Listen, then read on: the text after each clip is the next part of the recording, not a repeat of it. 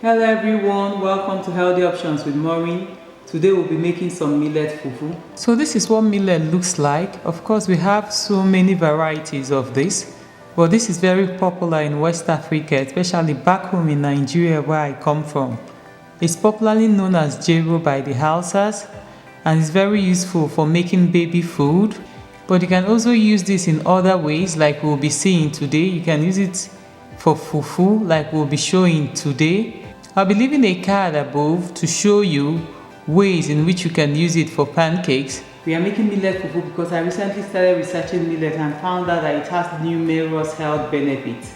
I'll be listing those as we go along.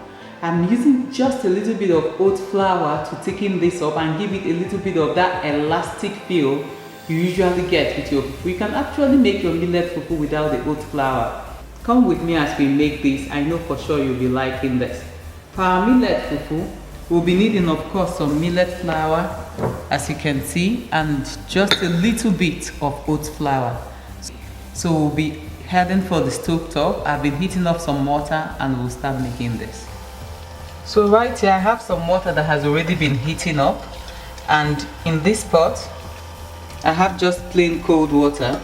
So I'm just going to dissolve my millet in the cold water.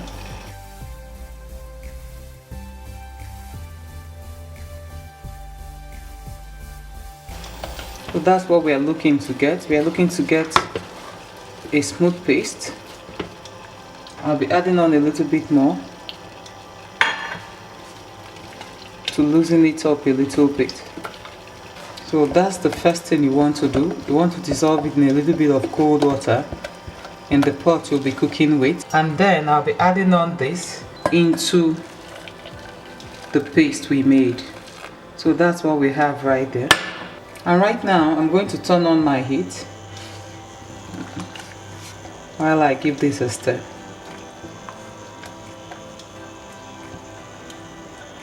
So you can see that the base is thickening. You can see what we have there. Just keep stirring and doing your thing.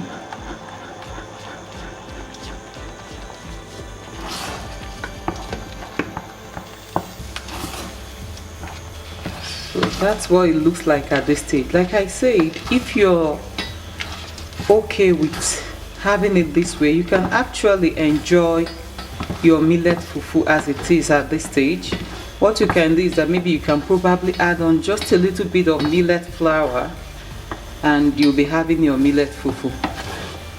You can see it's stretchy but not as stretchy as what you have when you have like your wheat fufu. I just turned down my heat because it was getting a little bit too high, and right now I'll be adding the oat flour. So the oat flour goes in. We're going to give that a stir.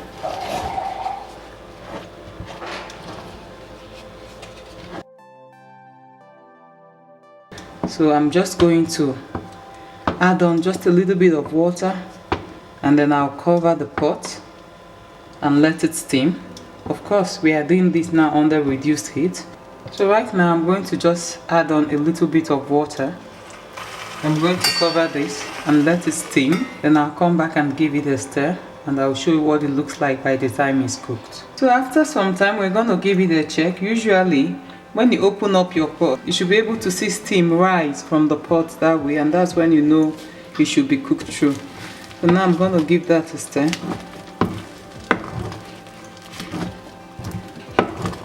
Give that a really good stir.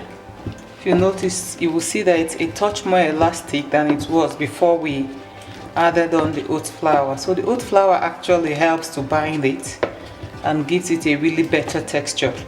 But if not, you can still enjoy your millet fufu. Instead of adding on oats towards the end, you can still add on just a little bit of millet to thicken it up and give it some time to cook through before giving it the final stir. I'm just going to turn this off and I will serve this and show you how we enjoy our millet fufu. So that's how I enjoy serving my millet fufu. As you can see, it goes very well with any kind of soup of choice. It has the most amazing texture and the smell is really good. These kids always keep saying it smells like popcorn. They love this fufu as well. Hope you give this recipe a go and let us know what your take is on this. Don't forget to give us a thumbs up and please do subscribe if you haven't, and share this video if you like it as well. Thank you.